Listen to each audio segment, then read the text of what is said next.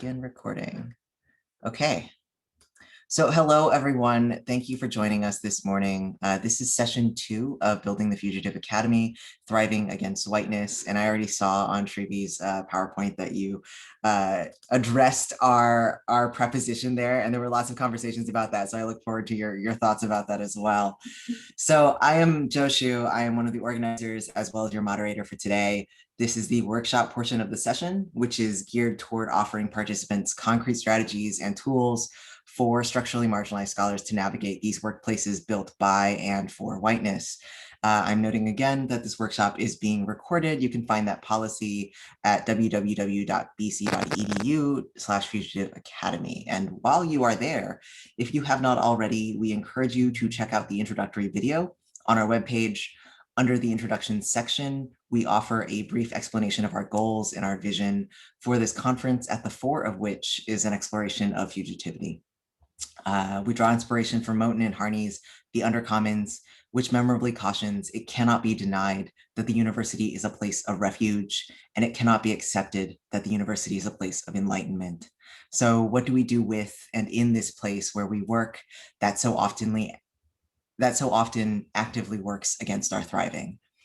And though we're not gathered in a physical space today, the organizing committee recognizes the histories of settler colonialism that pervade the places where we live and work. For many of us joining from North American universities, every one of our institutions stand on Indigenous land. As part of our effort to support Indigenous leadership and activism, the organizing committee has chosen to donate to the Warrior Women Project, which you can also find linked on our website. We ask that attendees consider contributing to this or to another Indigenous organization of your choice to materially support the project of decolonization. And now it is my privilege to introduce today's workshop leaders, Dr. Srivi Ramasubramanian and Dr. Andre E. Johnson. I will begin by introducing both of them, and then they'll each speak for about 20 to 25 minutes, and then we will have a Q&A. Throughout the presentations, please feel free to drop your questions in the Q&A feature, which you can find at the bottom of your screen. The chat feature, as I've mentioned, is not activated, but there is a link for the Discord server in the chat box, which I will paste again in a minute, which will be open for the entire duration of the conference. And there you can engage with other participants, panelists, organizers. It's our attempt to create a conversational space since we can't run into each other in the hotel this time. So to introduce our wonderful panelists for today, born and raised in South India, Dr. Srivi Ramasubramanian is an educator, writer, community organizer, musician, and yoga teacher. In this presentation, she draws on her experience living as a brown immigrant woman, her scholarship on inclusive communication, and her community-based diversity initiatives. She will share some personal reflections on tools and strategies that helped her thrive within historically white communities and workplaces. She combines social scientific theories with Eastern yoga wisdom to theorize about the role of communication, art, and media in healing, liberation, and transformation in individual, institutional, disciplinary, and community contexts. Srivi is currently a professor of communication, presidential impact fellow, and the founding director of the Difficult Dialogues Project at Texas A&M, where she has served as associate dean of liberal arts. She is also the co-founder and executive director of Media Rise, a nonprofit for educators, activists, and activists committed to meaningful media for social change. Her latest book, Quantitative Research Methods in Communication, The Power of Numbers for Social Justice, is now available for pre-order at Routledge. She's now working on a feminist yoga poetry book, Trauma-Informed Assessment-Based Approaches to Communication, and the Role of Data for Social Justice. You can read more about her at www.drsrivi.com. Andre E. Johnson is an associate professor of communication at the Scholar in Residence at the Benjamin L. Hooks Institute for Social Change at the University of Memphis. He teaches classes in African American public address, rhetoric, race, and religion. Dr. Johnson is the author of The Forgotten Prophet, Bishop Henry McNeill Turner and the African American Prophetic Tradition, the co-author with Amanda Nell Edgar of The Struggle Over Black Lives Matter and All Lives Matter, and the author of No Future in This Country, The Prophetic Pessimism of Bishop Henry McNeill Turner. And now we will each go into opening remarks. That is 20 to 25 minutes for each speaker. And then we will have a Q&A. And Srivi, I will go ahead and let you get started. Thank you, Jo. It's such an honor and pleasure to be here. Many thanks to the organizing committee, all of you. for putting this together over the last year, more than a year, in the context of the pandemic and making it work. So thank you for this opportunity to share, and also to witness and be present with Andre here, and learn so much just from our previous sessions working together. So thank you for this opportunity. Today I'm going to start by saying that much of um, I just want to make sure you're able to see my screen here. We see it. Looks. You see it? Okay. Well, I did. Now it's Okay. gone. Okay. Perfect. Now, yes. Yes. Okay. So first, I want to say that I think I've never really worked on thriving against whiteness. I would say that I'm thriving despite whiteness, and maybe I'm just think of it as thriving within whiteness. Um, and so that was just something that I felt that I had to put out there, and I would welcome your thoughts on what you think about thriving against or despite or within whiteness.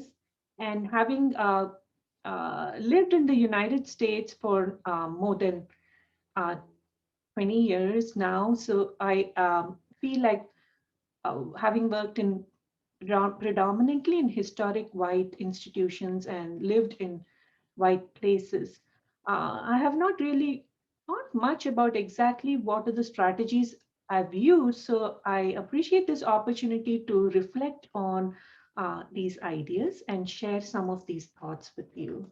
Um, my uh, my way of getting into this conversation is not even so much as being a scholar as much as just my lived experience as an immigrant woman of color in these contexts. And I think that aligning that with my scholarship has been one of the most joyful things that I'm able to do when I'm able to see that I can connect all of these aspects of my culture and lived experience, and as a mother, as a musician, and as a yoga teacher, and bring that to my scholarship.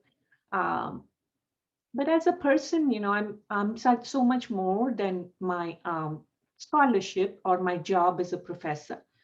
And I'm someone who loves naps. I like traveling. I like wearing colorful earrings, and I love fruits and vegetables. I love rituals, family, festivities, and that's me. And I'm also a scholar of inclusive communication, social justice, race and media, holistic health, trauma-informed approaches to communication, and thinking of communication as healing in terms of collective healing, how our words and thoughts, our images that we use, all of these can help us to heal ourselves and heal others, and not just heal from trauma, which, in the context that we are talking about, I think of racial trauma as generational, as something that is systemic,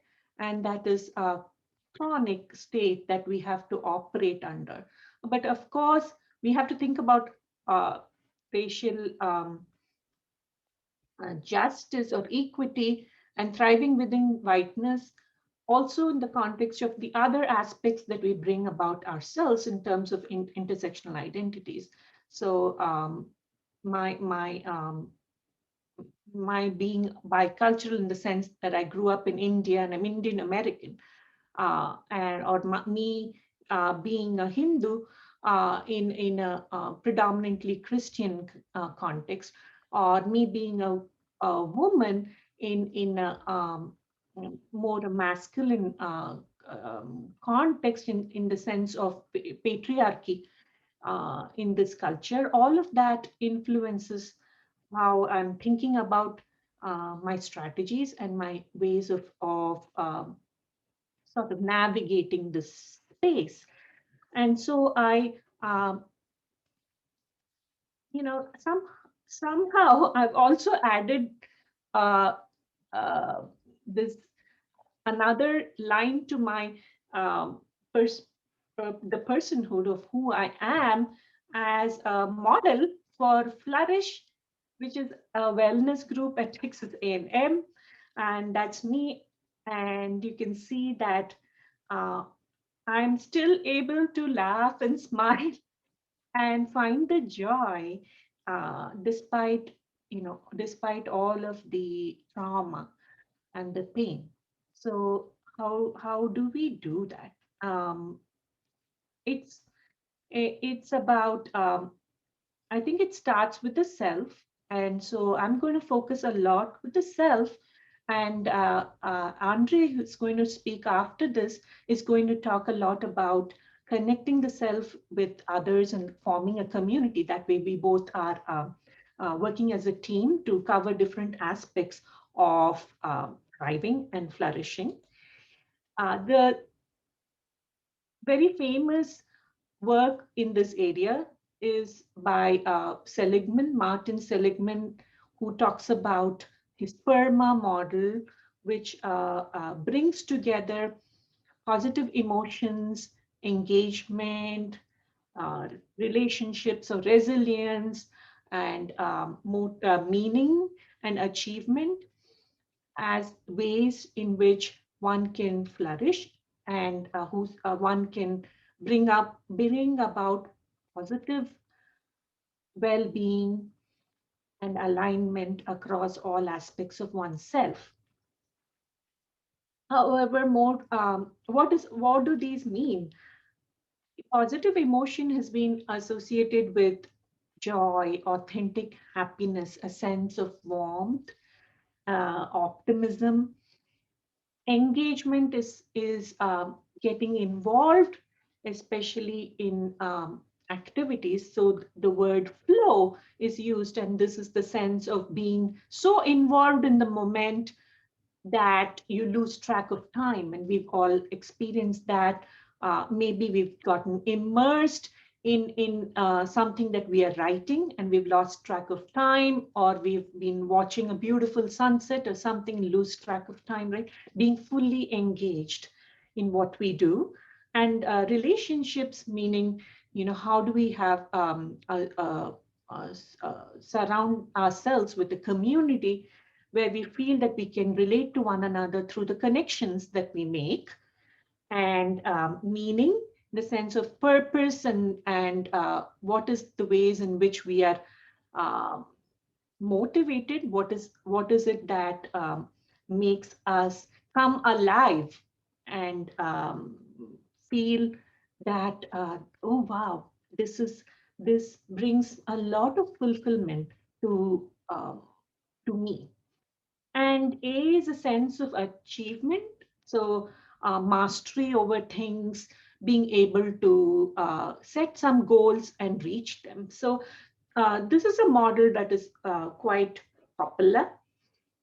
And this came up in the came up in positive psychology in response to a lot of work within psychology that looks at um, the human being as more uh, flawed, having to be fixed, as as physiologically or psychologically needing to be uh, you know, to to to be is always seen using like a deficit frame rather than as an asset frame. So there was a shift in psychology going from more cognitive and also kind of a deficit framing of the mind to a more positive framing. But there's also been critique of the works of on resilience, for instance, saying that we need structural support for these things to happen. A more recent model of flourish has been one that looks at um, what the individual might want at different stages. So as a child, it might be slightly different from when you are an adult. And this brings up issues of basic security and survival, as well as a need for self-esteem, respect, and um, cohesion, as they call it. Cohesion also is similar to what I'm going to talk about later in terms of alignment, which I talk about in from the yoga context.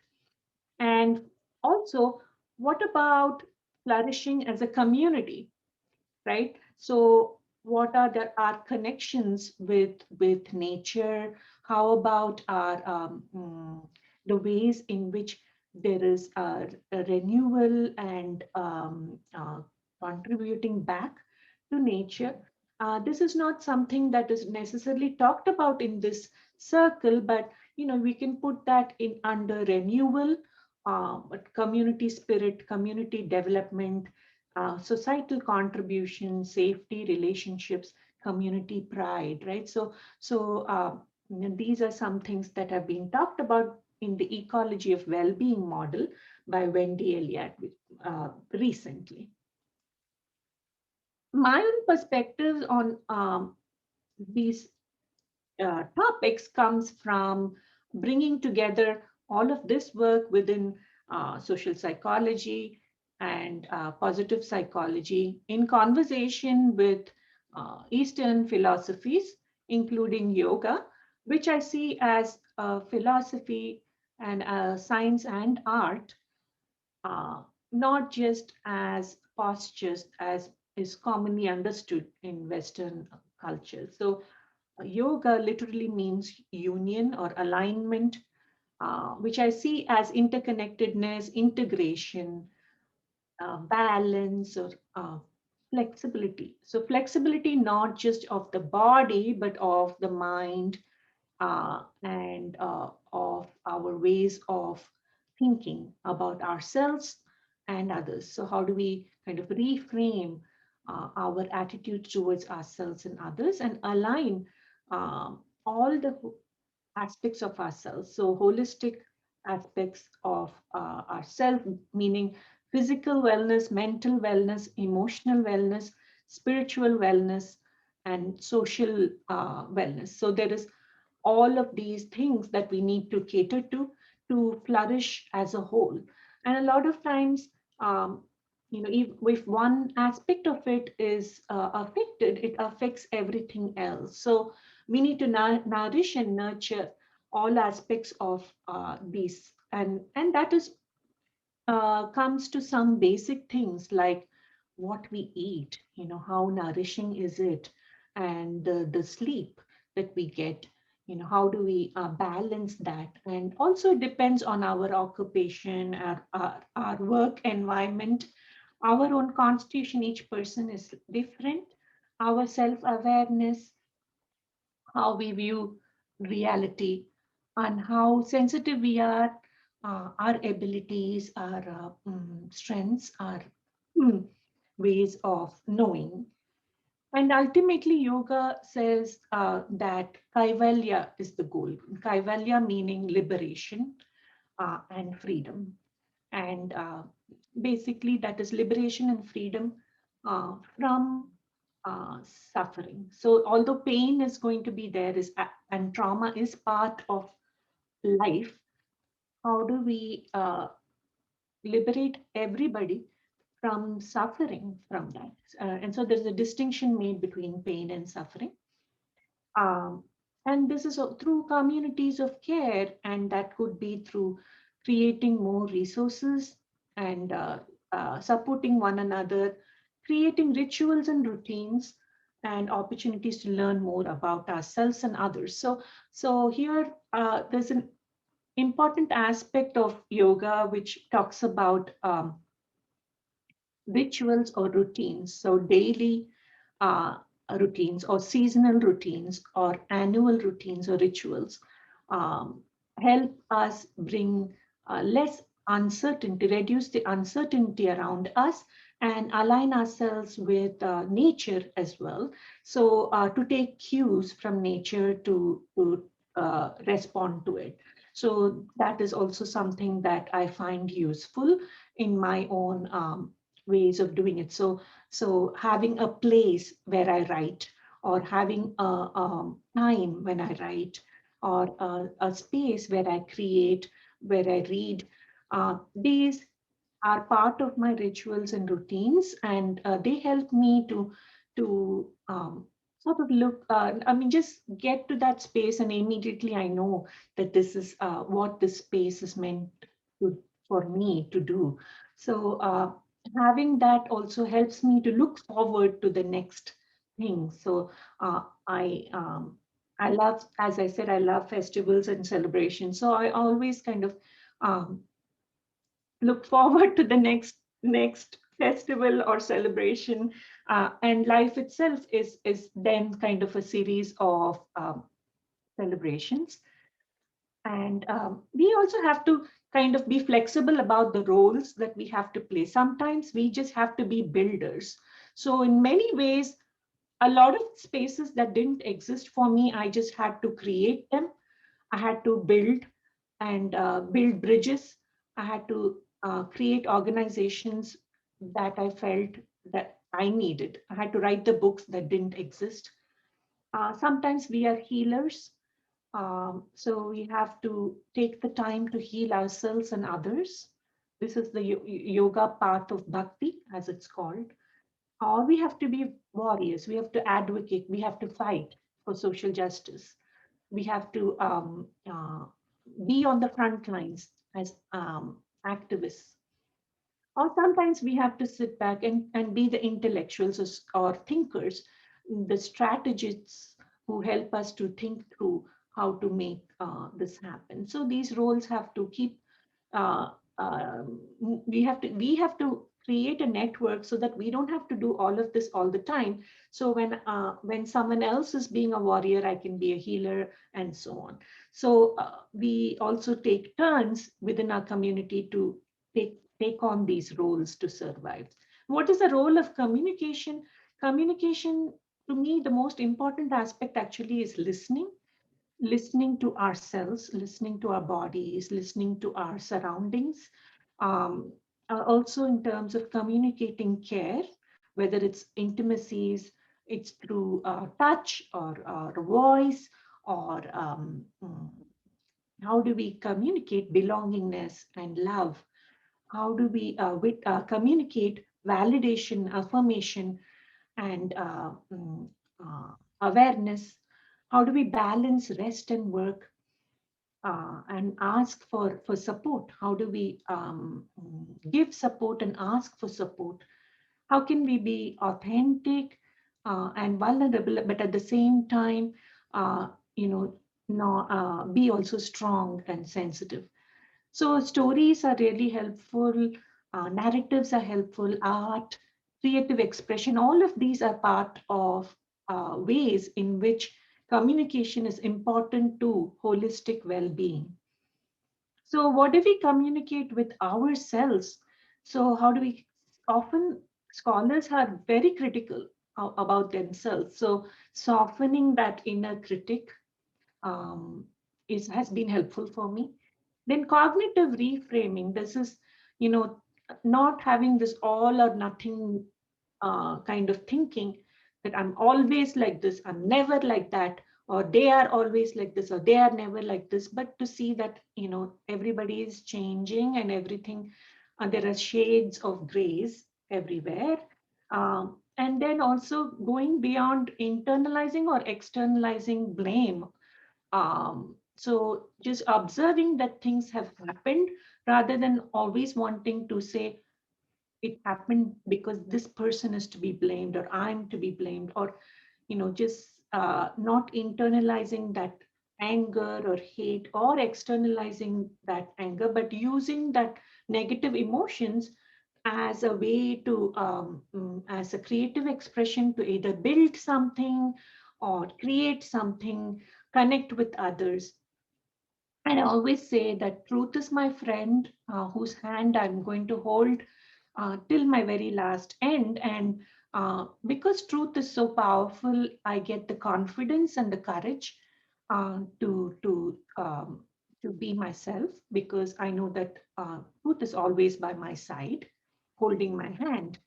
Um, and I think that self-compassion and is the first as most important aspect of this. And Kristin Neff has talked about three aspects of self-compassion: self-kindness, that is, this is the warmth or compassion, kindness that you show towards yourself, especially during trying times, difficult times. And common humanity is to understand that you are not the only one that has been suffering. There have been so many people before us, with us, and so many people in the future who also go through suffering and pain. It's a common aspect of being human to see that, and then mindfulness, in the sense that not getting overly caught up in identifying with judgment of ourselves as this or that, but to just be in the moment and let go, and you know, take every new day as a fresh day, new day, and restart. So I thought it will be helpful to guide you through um, an exercise, uh, and this you may do with your eyes closed or eyes open. I thought that it might help to actually show you a practice that I do that has been helpful for you. And you can modify it in any which way. This is simple. This is just using our breath and words of kindness that we can say to ourselves. So, two things that we can help ourselves with, even without any equipment. We have our breath all the time with us. So the breath and emotions are interrelated. So we can use our breath to always bring us back to ourselves and get ourselves centered. And the second thing is that through our senses, we can take our attention, redirect our attention.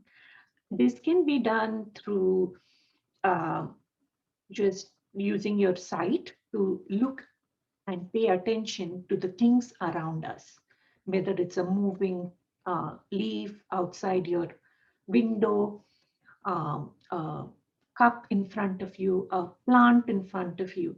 So, if possible, to surround ourselves with things that bring us joy, and that could be a picture of somebody you love, or an object. As maybe for me, it is something that someone has gifted me that loves me. These are things that also help me. So sometimes I just use my mind and the senses to during difficult times to kind of use my senses to connect back to by noticing, by taking my attention to those things around me, just becoming more aware of what is around me, and that helps me be more aware of myself, and then to kind of center myself. So please indulge me, allow me to share this practice, and you're welcome and invited to practice with me. And of course, it's uh, up to you, and it's totally something that you can adapt to your self. So I would start by taking a deep breath. 1, 2, 3, 4, 5. Breathe out. 1, 2, 3, 4, 5. Breathe in. 1, 2, 3, 4, 5. Breathe out. 1, 2, 3, 4, 5. And keep repeating this till you feel totally calm, relaxed. Bring your mind back to your breath.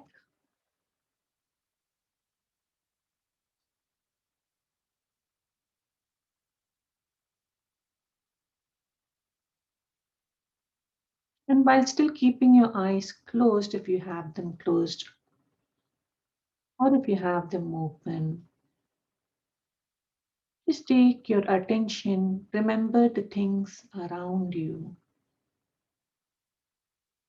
the sounds,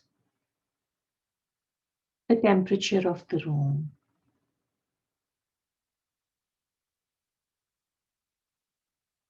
the smells,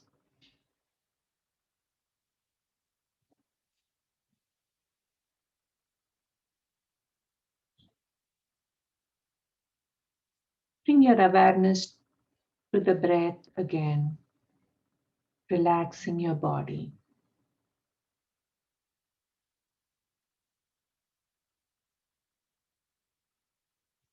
Take your attention to your body, from head to shoulders, relax. Relax your arms, relax your torso. Relax your hip and waist and relax your legs, feet. From head to toe, relax.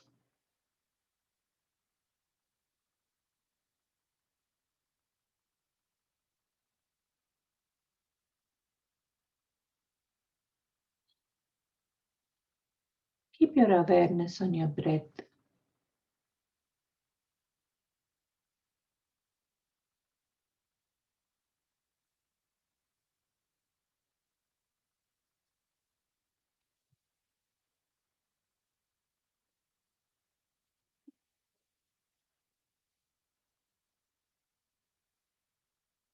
Relax.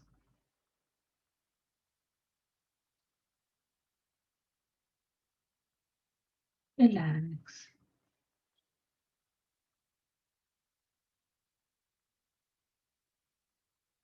May I give myself the gift of compassion.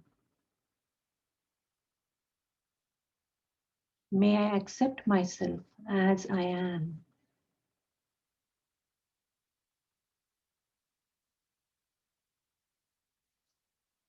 May I be present fully in this moment, 100% in this moment.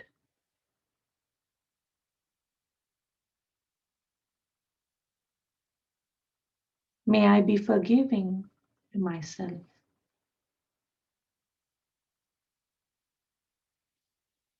May I be patient with myself.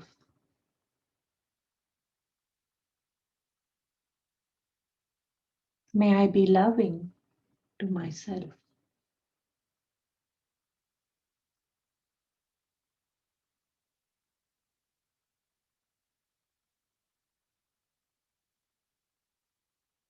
May there be peace and happiness and joy for all. Shanti.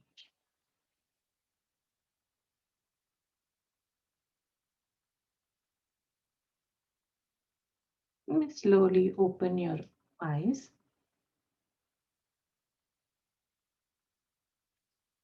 So this practice that I shared with you, it's something that you can do anywhere. It's something that I do before big things in my life, right? Before I have a big interview or a big presentation. But I also do it now regularly. I do that in the morning. I just take some time to just sit down and be with my thoughts and breath for however long I can. And it's kind of like spring cleaning is it's like a daily cleaning, how you brush your teeth. Um, every day, it's kind of like cleaning your mind. So that's how I see it every day, and it's showering uh, ourselves with love. So this practice has been very helpful um, to me personally, and simple to do anytime. And what I would say as my concluding remarks is that uh, we are so much more than our bodies, and we are so much more than our jobs. Um, but of course, we do feel the pain in the body. The trauma affects our bodies. It affects our minds. It affects our emotional and spiritual being.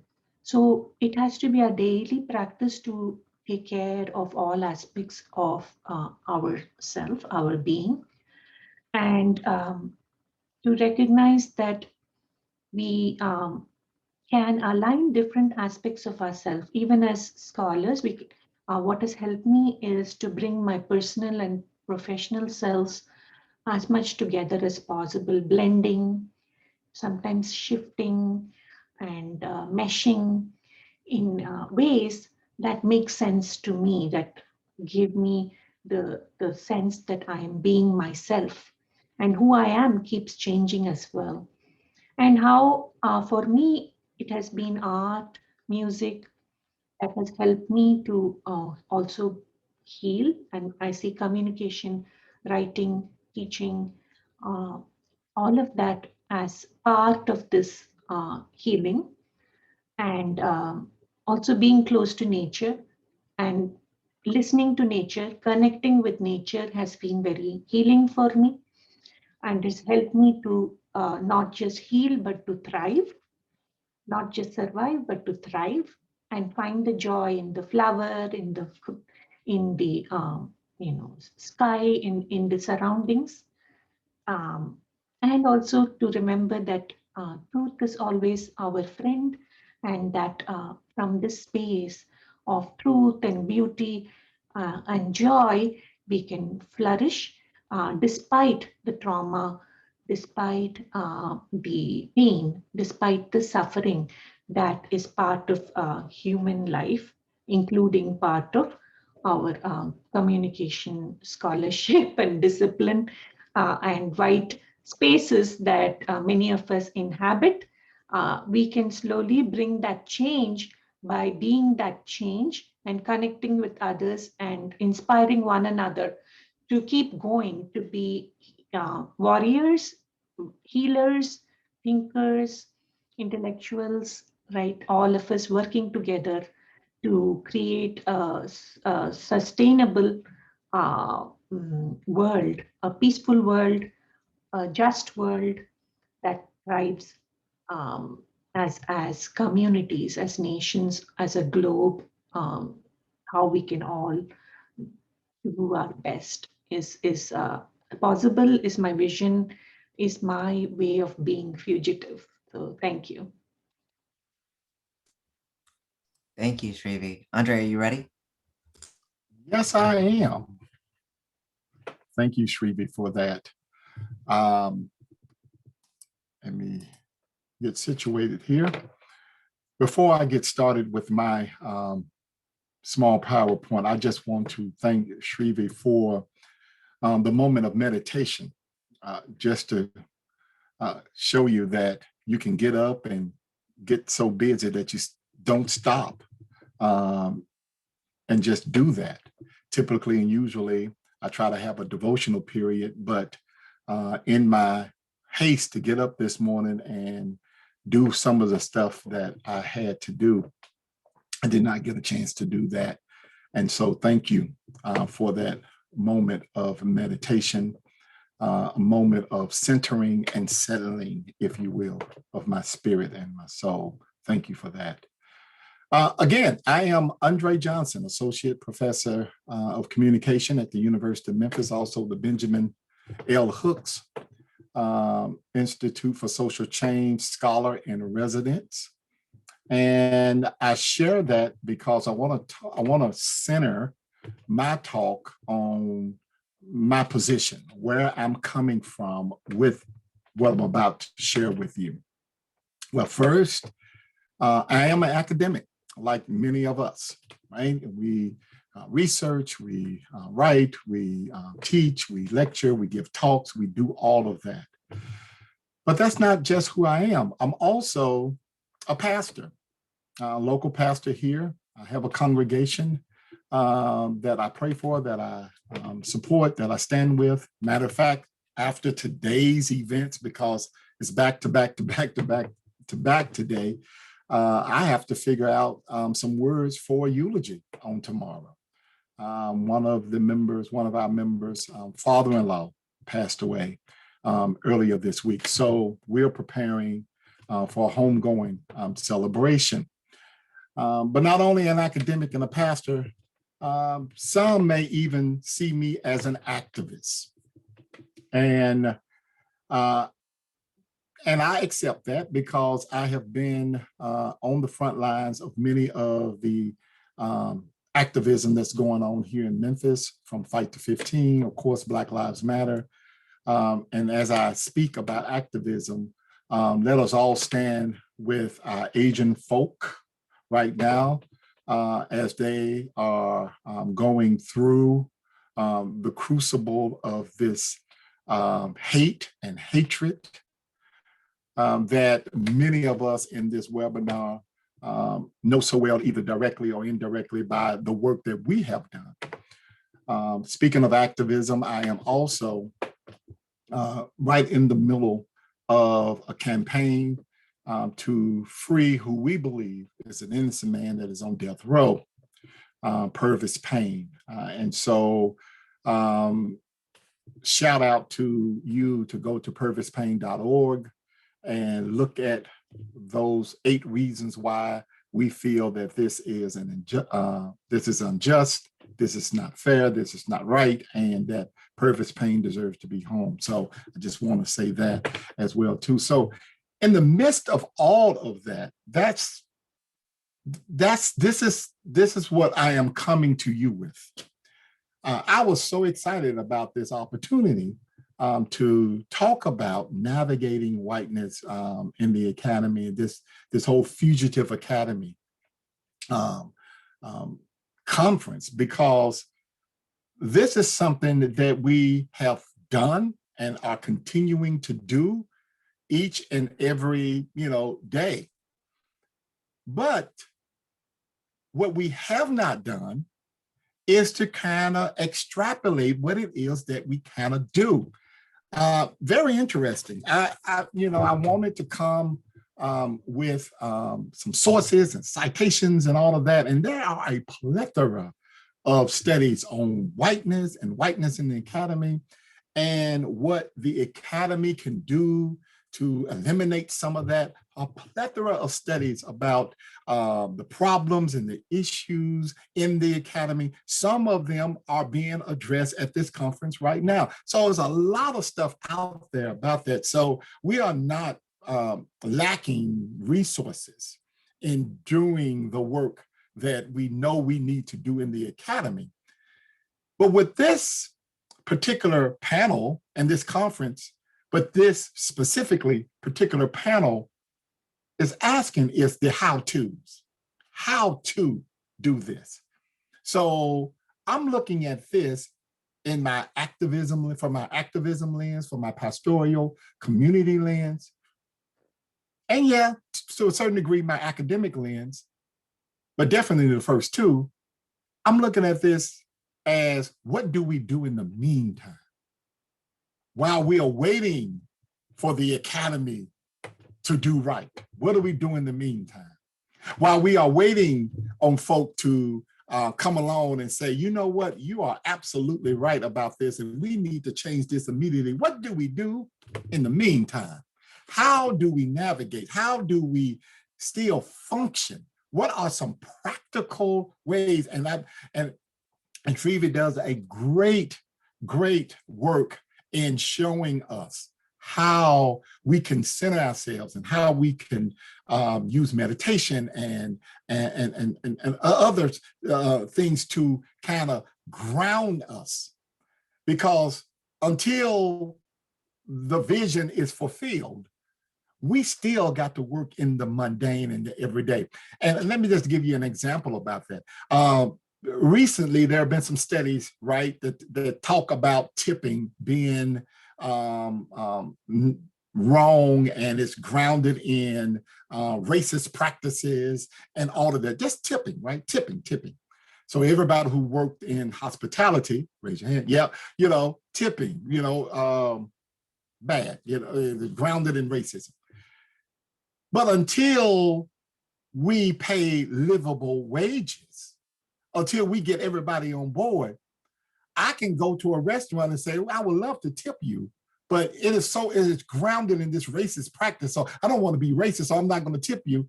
And I'm sure the wait staff is going to be like, dude, I'm okay with that. In the meantime, I think we should still tip. I think in the meantime, we still should try to resist.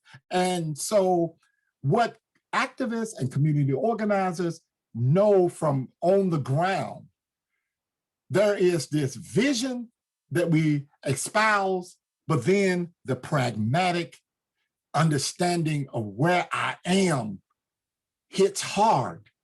So what do we do in the meantime? Maybe I should have titled it that. What should we do in the meantime? So let me see if I can pull this up here. Come on. There you go. So building the fugitive academy, thriving against whiteness, navigating resistance, whiteness in the academy. And let me just say this, that being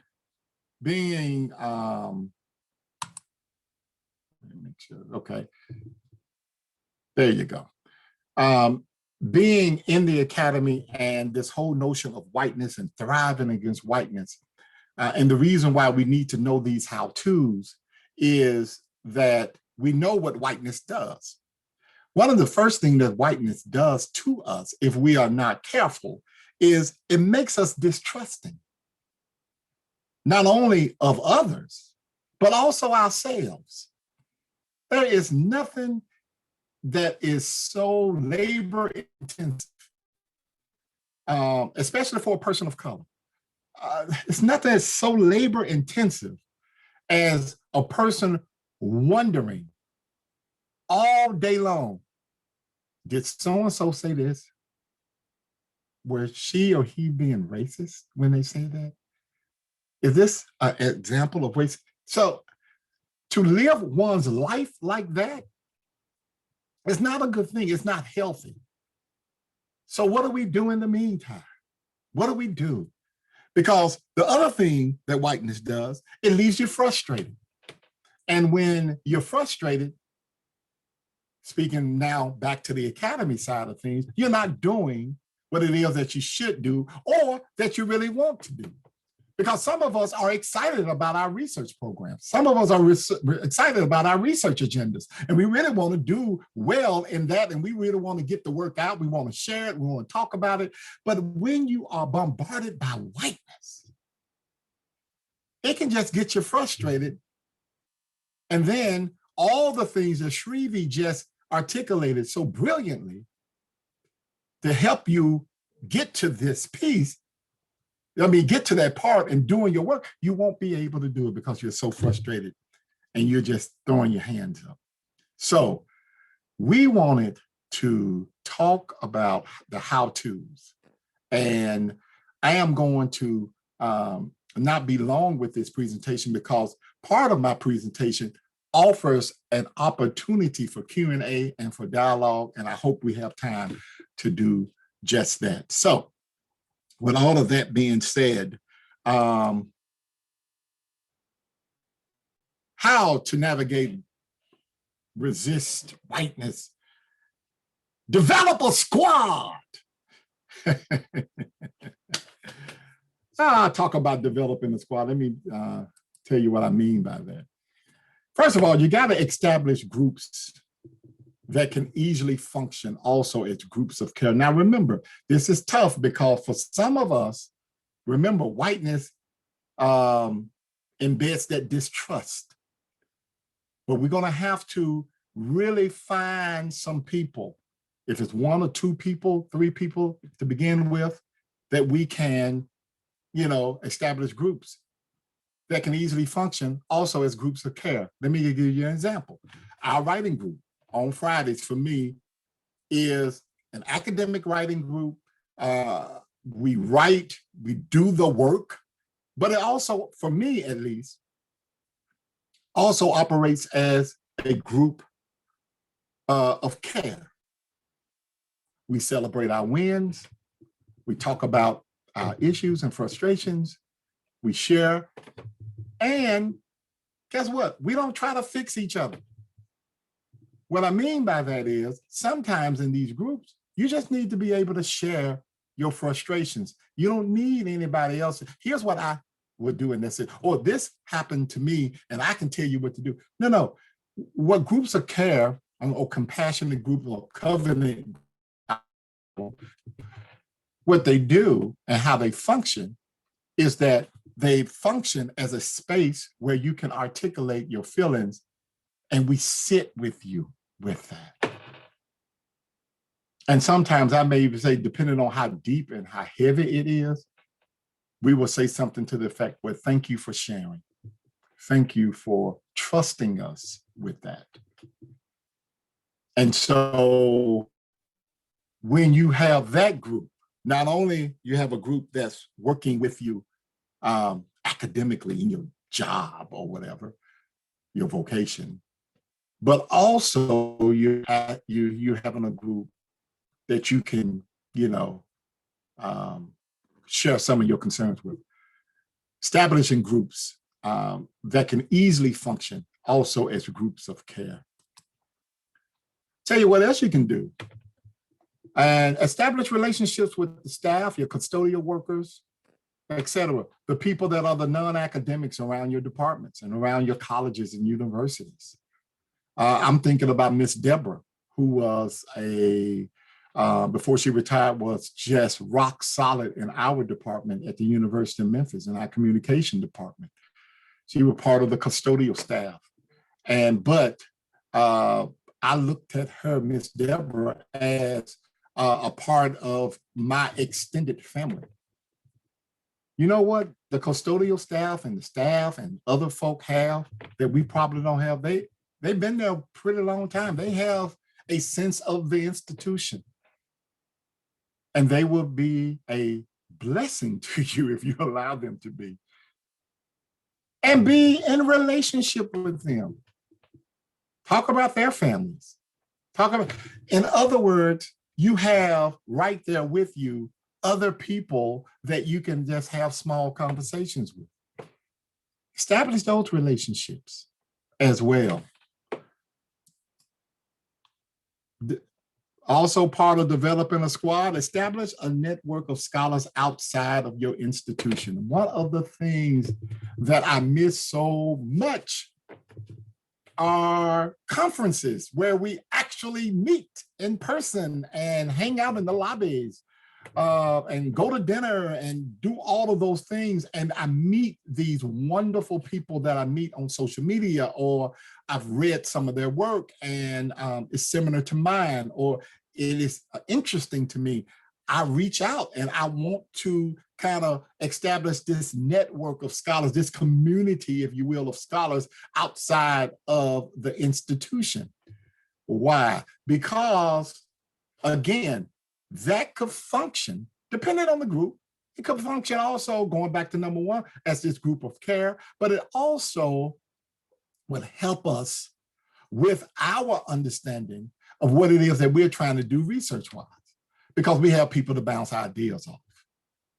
So get that network established. And I am, and this, like I said, coming from my academic, coming from my pastoral, coming from my activism. If I was talking to a group of activists, I would say that you need to have groups of activists around the country. So I am interested in what's going on in Atlanta. and in LA and Chicago, Baton Rouge, New York City, Milwaukee. I'm interested in all of those things, and I'm meeting all of these wonderful people online. And if I ever can get to the city, or they can come here to Memphis, we can have a conversation in person. So I want to establish those relationships, and I think we can do the same thing with our scholars. But you also got to establish a local community outside of your institution locally. There is no way to do the work that we're doing, to navigate what we have to navigate, to see ourselves embedded in some of the toxicity that sometimes we find ourselves embedded in, if we don't have a local community that we can just, and I'm talking about non-academics too, by the way, folk that, like you or love you, not because of your scholarship, because, they're like, that sounds good, but, how was the game yesterday? Or, tell us about your children and your family, and where you can go out and just be who you want to be and be yourself. And one of the things that I try to do when people are hired here at the University of Memphis, whether in my department or across campus, especially if I know about it. Sometimes I don't know. And that's a whole nother thing. But anyway, if I know about it, I try to reach out, and I try to say, hey, let's go grab lunch. Let's do this, that, and the other. Try to get an understanding of where they are and who they would love to meet. And it was one history professor the last time I kind of did that, and got him embedded into some of the activist community, and he's doing well, and really loving his time here in Memphis. But without my church family, without my activist family, without the squad, the 6 people, 5 people, including myself, that lead much of the activism that we see here in Memphis, I just could not do this work. I just could not do it. The community, just to give you an example, when I defended my dissertation, the room was packed with what? Community folk. The community came, sitting on the floor, standing outside in the hallways. It was just packed because they were didn't understand what we were doing. Now, many of them didn't understand what we were doing, but they were excited about the opportunity to witness somebody that they claim to be their very own, defending a dissertation and being rewarded like that. So establish a local community. And then establish a group of accountability partners. And this is very, very important. I have in my own life some accountability partners, both in the community as well as in the academy. And what I mean by accountability partners is I'm talking about folk that you can ask those hard and tough questions about things, and you trust them enough to give you a true answer. Srivi talking about holding on to the hand of truth. You need somebody that's going to read you sometimes. To be able, we call it in our spiritual work groups, pulling on your spiritual chain, or someone that you can ask, hey, here's how I'm feeling about this. Do you think I'm overreacting? And I don't know how many times I have come to people, am I overreacting about this? Am I reading this wrong? And get a answer that I need to hear. Also, accountability partners can put you in check, because sometimes we get beside ourselves. Sometimes we can get on a rant on social media, and we can just go ta-ta-ta-ta-ta, and another thing, ta-ta-ta. And I'm telling you, and somebody can say, now wait a minute, before you push send. Someone to hold you in account, to help you, to motivate you, to push you, and to be with you. Someone who likes/loves you for you and will be there for you. That's important in the work that we do. That's important because, of course, you're not at the institution 24/7, but you're there long enough for some of the stuff to follow you home. But before you get home, or before you decompress or lash out at somebody that you should not lash out to, anybody have been guilty of that?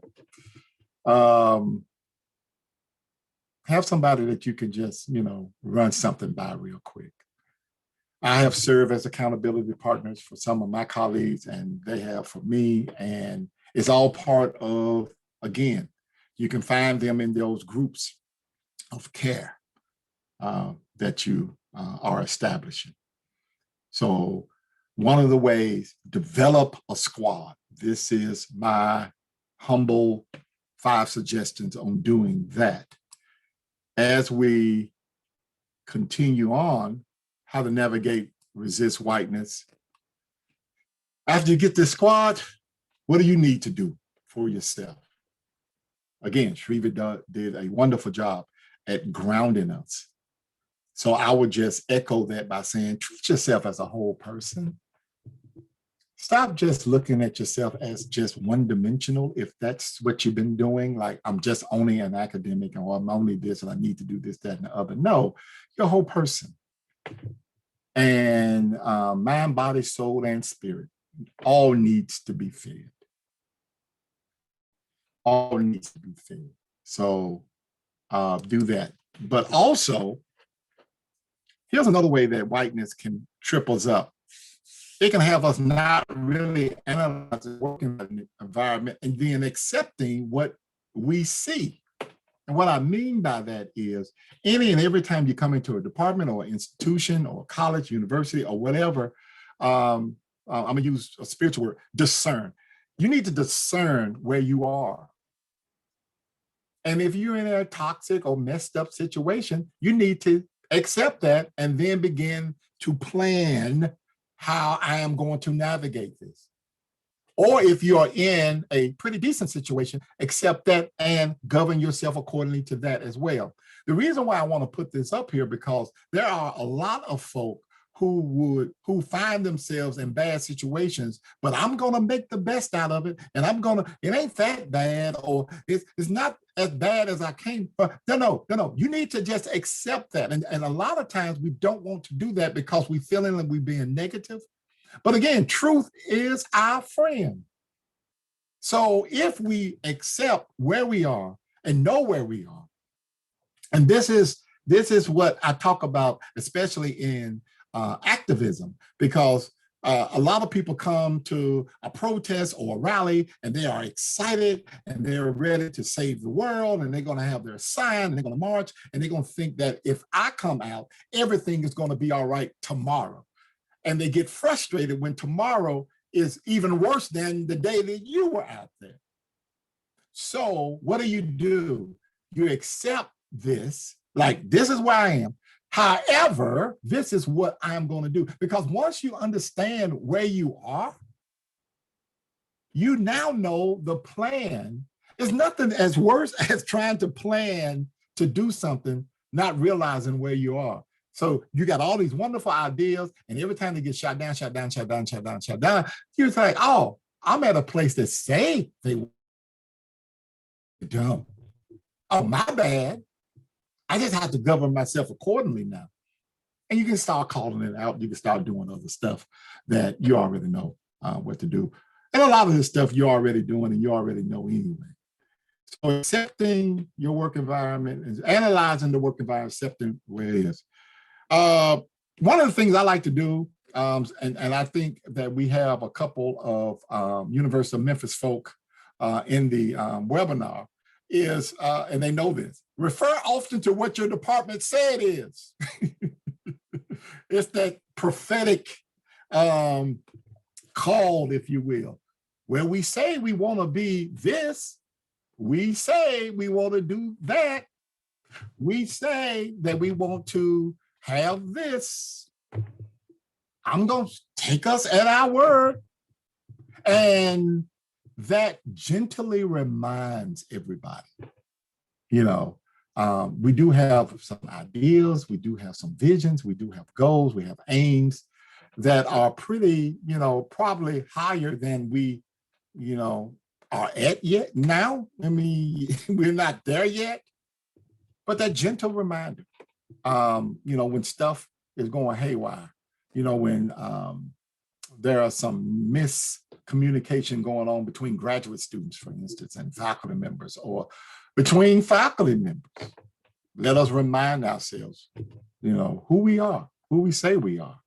And if we're not that, then let's stop fooling ourselves, going back to the other one, analyzing, discerning where you are. With all apologies to Maxine Waters, reclaim your time, set boundaries, and jealously guard them. We kind of know that, but we're bad at it sometimes. But reclaim your time, reclaim our time, set boundaries, have a working calendar.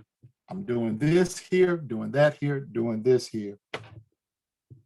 And jealously guard that. Protect your own self. In the meantime, now, we talk about a lot in the scholarship, how the academy can help junior scholars and help them with their time. But in the meantime, all we got is ourselves. All we got is ourselves. So we need to make sure that we're doing the things that we need to do. And then lastly, step away from the toxicity. And this, maybe I'm preaching to myself right now sometimes, but it is, this grind mentality that I have, or this like, I'm gonna push my way through. And in one sense, it's okay. But if you're in a toxic environment, you need to have the permission to step away from it. Because we are all taught we just work through the toxicity. Despite our health, work through the toxicity. Despite our relationships at home, with our family and friends and relatives, work through the toxic, despite everything else crumbling all around us. We're working through it. And you just need to say, look, I'm not engaging in that anymore. I'm stepping away from the toxicity. And if the toxicity is so bad, the last point I would like to make, and I didn't even put it on here, is that, and this is the tough one, that we all need to be centered enough and grounded enough to do what? To walk away. To walk away. And that takes some major planning, I know. That takes some energy. It takes a lot of meditation, some quiet time, and talking to your accountability partners and all of that. But one of the healthiest things that I think that we can do to resist whiteness, and part of resistance, is not participating in your own oppression. Just have to stop it. And so if it comes to that, we have to be ready to be able to walk away. So I just want to leave you with those nuggets. And I'm going to stop here because, as you see, I want to use the rest of the time for Q&A. And thank you for your time. And thank you for allowing me to share space with you this morning. Thank you both for all of that thought-provoking, wonderful wisdom that you just shared with us. Again, I'd like to remind our attendees that you can send in questions to the Q&A feature. I also have some questions in front of me shared with me by colleagues who couldn't make the live session. Mm-hmm. Want to send their questions since this session is being recorded. So I'll go ahead and start there. I really appreciate all that you gave us in terms of navigating the pragmatics of survival while keeping in mind the ideals of transformation, but really addressing, how do we survive the everyday? What do we do? And so one of the first questions that I had in front of me is, how do you carve out safe space for BIPOC, Black and Indigenous people of color, without igniting hostility and accusation of exclusivity? Or should you care if you do? Srivi, I just finished, so. I'd say that I have actively tried to create those connections, like how Andre says, like reaching out and building those support networks. I think it's important to just create spaces for all types of interactions. There are going to be spaces where people of all different cultures and backgrounds can connect, but we also need safe spaces, and we create that safe spaces by coming up with some ground rules, shared ground rules for a community. What are the community comes up with some agreements, will make them safe, and you have to stick to that. So if you're willing to do that as part of the community, that is one way of doing that. I don't think there is a need to shy away from creating those spaces, some spaces exclusively for the groups that need that space. That's what I would say.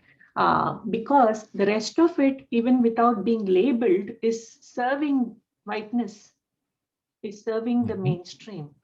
So in most of my difficult dialogue sessions, I have basically made it open to everybody, so that through conversation and dialogue, if there is good faith, if there is good intention in helping and supporting, we can include.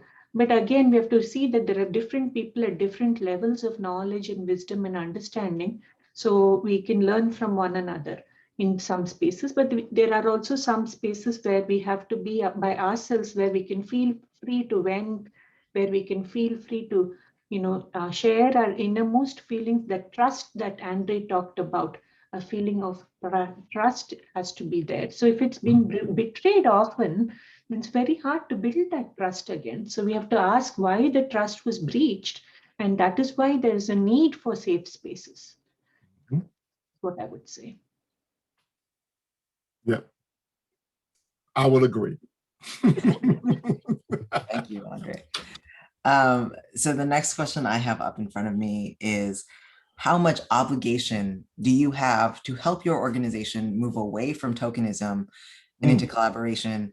And I'm going to add to that, or maybe reframe it into asking you to speak on the fact that a lot of us who are tasked with transforming our institutions are not the ones who created these institutions, or necessarily the ones responsible for the sort of architectures of harm that they've created. And yet, if we do not do that work, oftentimes the work doesn't get done. So how do you reframe what it is that you're doing so that it's not necessarily you just doing the labor that the institution has like thrust upon you? Right. No, that's a great question. And the way that I address it is basically within my presentation. I turn it back to me. Okay, here's me. Here's my group. Here's my squad. This is what we're going to do. This is how we're going to navigate and survive. Hopefully now that becomes a model that people can see, and they say, oh, this is working. Let us try to replicate that. If not, then that's fine too, because we still are going to do what it is that we're doing. So on one hand, you hope that, yeah, the institution catches on. But on the other, to be perfectly honest, what you was just saying earlier, that we didn't create this issue. We didn't create the problem. We're showing you, we're modeling a way that you can do it, and you still don't want to do it. Then I just have to believe that that's who you are, and then govern myself accordingly. I know that sounds negative, but it is meant to be positive. It is meant to be empowering. Once you understand once you understand where you are, you can govern yourself now. You can govern. There is no more like, oh, I was so disappointed when you did not. No, I knew you were not going to do this. That's okay. I know you. This is who you are. You can't help it. You know, and you are free to speak the truth as you see it within that context. And that is liberating for me. And then I know, hey, I went over here and I got all this pushback. And so, okay, I'm not going to say that it was, so I don't know if it's racist or not, I don't know, but I just know that the last couple of times I felt this kind of way. So I'm just going to say that that's who you are. And now I need to just govern myself accordingly. So, and when you ask, how come you did not show up for such and such? Because I just did not want to be in a toxic environment right now. What you talk? Well, that's you ask. Don't ask. So no, empowerment means also knowing where you are, knowing who you're working with, knowing your situation, and just at that moment govern yourselves accordingly. So yeah. I would agree with that. Not all of us have a choice in where we can be in many ways, and so or we have to make some trade-offs in terms of where we are. So then we accept where we are and work within that. And I don't like to wait for things to happen. So I just go ahead and do what I can within the means that I have. So in some sense, we have the agency to do something about it. Even if I didn't create the mess, it's affecting me. I have to smell the mess. So I have to clean it up sometimes. But I get help from the squad. So it's not just me, but we all are doing that. So that's what I would agree with Andy. Right. Thank you both. So we have a question from Clara in the Q&A box, which says, what are the main differences in building your support networks online versus offline?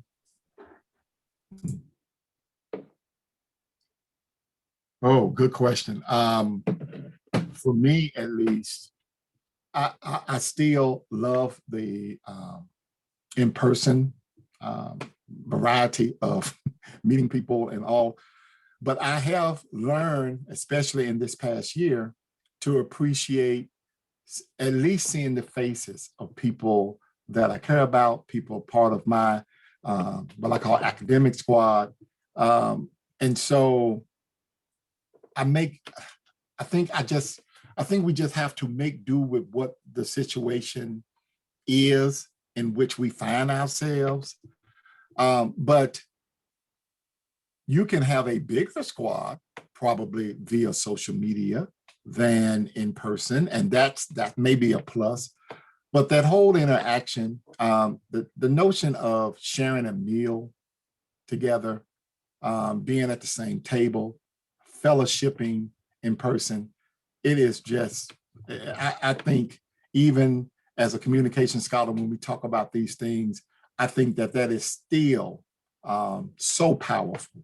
And it's a powerful way to build relationships, build long-lasting relationships that can eventually turn into authentic friendships. So I've learned how to do it on social media and appreciate the opportunity to do that. You're talking to a person that's been holding church services via Facebook Live for like a year. So I appreciate the opportunity to do that. But I so miss being in person. For me, I think social media has played a very important role in helping me connect with people like me in other institutions, and to be able to see that I'm not alone. And it really helps because also a lot of my family is around the world. So a lot of my friends are around the world. It helps me to stay connected with friendships beyond my community, in physical community. But of course, in person, there's also the touch and the experience of the energy of just having being in the presence of another person, which is, I mean, I really miss that. And But in many ways, I think the virtual world also is allowing me to connect with people who otherwise cannot, we cannot meet for various reasons, in terms of accessibility or in terms of distance and so on. Thank you. And just for our audience members, Andre has not left us. He has another engagement and is switching devices, but is here with us. So the next question that I have up in front of me is, it's about how whiteness in our institutions has determined all of the metrics for our success, right? It has created the ways to measure us that are oftentimes designed to leave us inherently lacking. So how do you design goalposts and metrics for your own success that facilitate your thriving? It's a great question.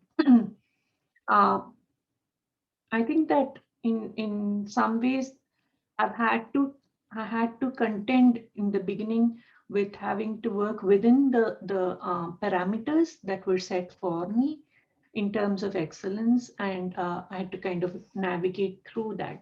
But I also consistently have tried to work with groups within my university and in the discipline to keep questioning those metrics, or to create space for other ways of doing scholarship.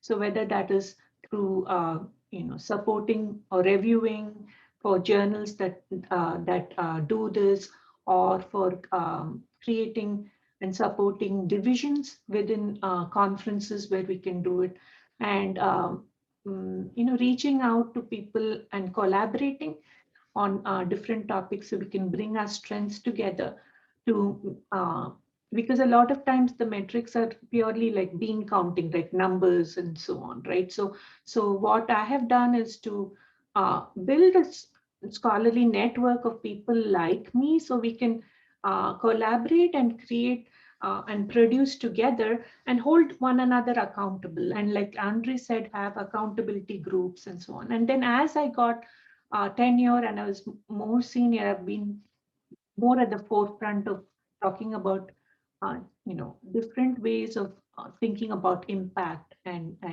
measuring what it is, and how we can be more open and flexible in thinking about what we create and produce, and how we learn about one another in the world, and how we teach about one another in the world. So that's a great question. There's a lot of that is one of the most difficult things to navigate, because ideas of excellence, ideas of what is merit, everything is kind of wound up with whiteness. And to change that has been, we have to work with college level, university level, disciplinary level folks. For instance, with activism, ICA activism group has been trying to work with NCA ones to come up with ways of supporting tenure and promotion groups. Can we create a group of people who can evaluate this type of scholarship, and those who know about what are the difficulties of this type of scholarship?